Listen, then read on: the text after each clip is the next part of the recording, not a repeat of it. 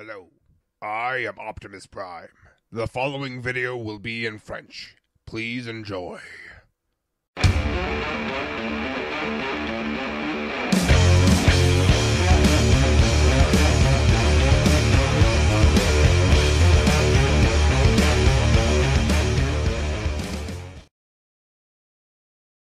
Hey, salut à tous les leaders, aujourd'hui on se retrouve avec un nouveau Lego Former, il s'agit ici de World géant. C'est le premier Lego Former que j'arrive à faire en vraie couleur, car oui, comme vous pouvez le voir, il est bleu. Tout simplement parce que j'ai eu, il y a pas très longtemps, une très grande boîte de Lego avec plein de pièces colorées. Et donc comme ça, je vais pouvoir faire des Lego Former avec des couleurs un petit peu plus réalistes. Alors pas non plus tous les Lego Former et pas toutes les échelles différentes. Mais quand même, il y aura des couleurs un petit peu mieux, ce qui sera pas trop mal. Donc, ce World est déjà très grand. Hein, on peut le voir par exemple si je compare avec un Deluxe. Voilà, il fait une bonne taille de Voyager, voire même un petit peu plus. Et en mode hélicoptère, il est à l'échelle avec des mini-figurines. Voilà, vous pouvez voir que ça fait à peu près la bonne échelle. Voilà. Donc, j'ai mis assez longtemps à le faire, étant donné qu'il est assez grand, et j'ai essayé de faire le plus de détails possible pour qu'il soit le mieux réalisé possible. Voilà, donc à l'avant on voit comme une pièce orange qui rappelle la tête, en fait. Ça fait comme si c'était la tête quand on voit comme ça, mais ça ne l'est pas.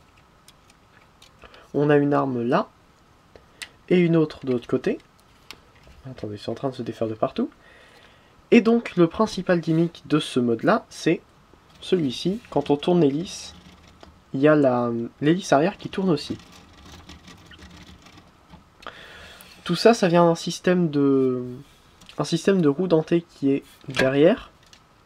Donc on peut voir comme ça que quand on tourne l'hélice, ça fait tourner ce bras là, qui va faire tourner la vis sans fin ici, qui fait tourner cette roue dentée là, qui enfin arrive à celle-ci, enfin qui est connectée à celle-ci, et qui va faire tourner celle-ci ici. Voilà. Vous pouvez voir derrière ceci qui va servir pour un autre mode. Donc voilà. Maintenant on va pouvoir passer à la transformation dans le mode, enfin le deuxième mode, une sorte de mode alternatif. C'est une sorte de fan mode que j'ai créé après avoir fait World au complet. Cette première transformation est un mode que j'ai inventé un petit peu par hasard. J'avais pas fait World pour qu'il puisse se transformer en ça à l'origine. Voilà. En tout cas, on enlève donc les deux armes sur les côtés. Si ça veut bien, voilà, comme ça. Ensuite, on prend ces pièces-là qu'on va retourner comme ça. Ainsi. On ouvre entièrement le cockpit.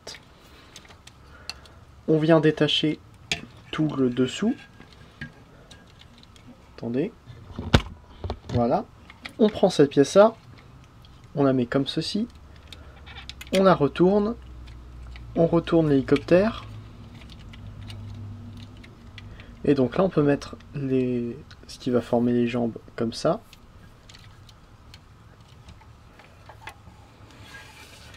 Et voilà, ça fait une sorte de canon. Donc quand on tourne, on a les canons qui tournent. Rien de bien important en fait. C'est juste parce que je pouvais faire ça que j'ai fait ça en fait.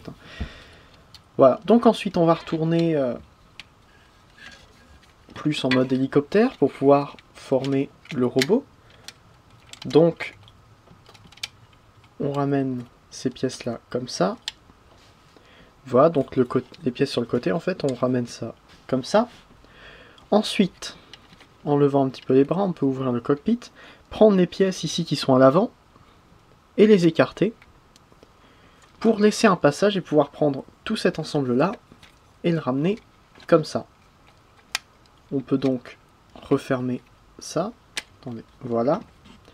comme ça, pour que ça soit bien collé un petit peu contre l'avant. On peut étendre complètement les jambes. Ensuite, on prend cette pièce-là, tout l'arrière, on le ramène bêtement comme ça. Et enfin, dernières étapes plutôt, on va essayer de prendre l'antenne qui est sur le côté de la tête. Si j'arrive à l'attraper, voilà. Donc comme ça. Et on ramène la tête au milieu. Parce qu'elle était sur le côté pour que avec son antenne, en fait, elle puisse passer sous ces pièces-là derrière l'hélicoptère. Voilà.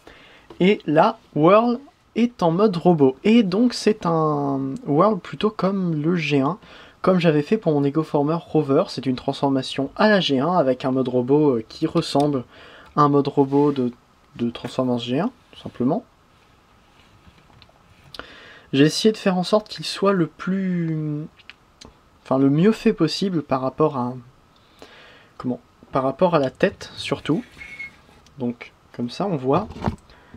Oui, c'est un cyclope comme tous mes autres, mais là au moins c'est justifié étant donné que Whirl a toujours été un cyclope. On a des fausses vitres sur le côté des épaules ici, et donc les vitres de l'hélicoptère qu'on voyait sur les côtés, hein, en mode alternatif. On a ensuite la vitre à l'avant qui est en bas de l'abdomen en fait, comme sur le Whirl G1.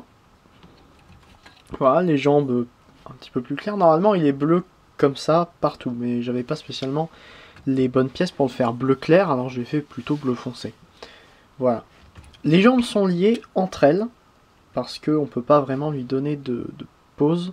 C'est sur du ratchet, mais les ratchets sont pas assez solides pour supporter tout le poids de son corps. Quand on regarde sur le côté, on peut s'apercevoir que en fait, c'est la queue de l'hélicoptère qui vient supporter tout le poids du corps, afin qu'il ne bascule pas en arrière. Voilà. Niveau mouvement, la tête ne bouge pas. On a un 360 degrés ici, enfin bloqué par les pièces sur le côté qui viennent en fait de l'avant de l'hélicoptère. C'est sur ball joint, mais c'est fait de manière à ce que ça ne bouge pas en fait. Il y a très peu de mouvement sur le côté et très peu de rotation. En fait, c'est vraiment pour avoir ça et que ce soit solide. Parce qu'avant, c'était juste un picot, en fait, c'était juste clipsé l'un à l'autre, juste comme ça, par friction des clips des Lego. Et c'était très fragile, donc à chaque fois que je tapais dedans, ça tombait. Ce qui n'était pas super. Voilà. Ensuite, on a aussi le coude ici. Et après, pour les jambes, on ne peut pas spécialement faire grand chose, étant donné qu'il faut qu'il reste stable. On peut évidemment lui donner ces deux armes. Alors, soit les mettre comme en mode véhicule, donc sur les côtés des ailes. Vous pouvez d'ailleurs regarder la première arme. Et la deuxième. J'ai essayé de les faire assez jolies. Je sais pas ce que vous en penserez, mais voilà. Donc, on peut essayer de les combiner. Hein. J'ai pas spécialement fait de combinaison propre.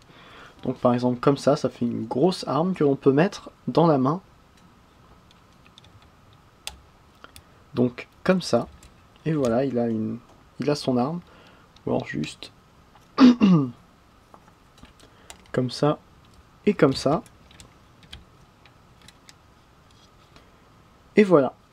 On a donc Whirl avec ces deux armes. En mode robot, il fait la taille d'un Voyager environ. Si on prend un Deluxe de Dark of the Moon, on voit que il est grand, forcément. Hein, il est à l'échelle de l'hélicoptère, en fait. Évidemment, le gimmick de l'hélice marche toujours, mais ça ne sert à rien, étant donné que généralement, on va juste prendre les ailes et les positionner dans l'orientation qu'on veut. Voilà. En comparaison avec une mini-figurine, vous pouvez voir qu'il est quand même très grand. Et dans les premiers essais que j'avais fait, en fait, avant de changer tout l'intérieur de l'habitacle, on pouvait mettre une mini-figurine. C'était assez compliqué, mais on pouvait la mettre. Et maintenant, on ne peut plus. ce qui n'est pas spécialement grave étant donné que j'ai pas spécialement envie de mettre une mini-figurine à l'intérieur de l'hélicoptère, mais bon.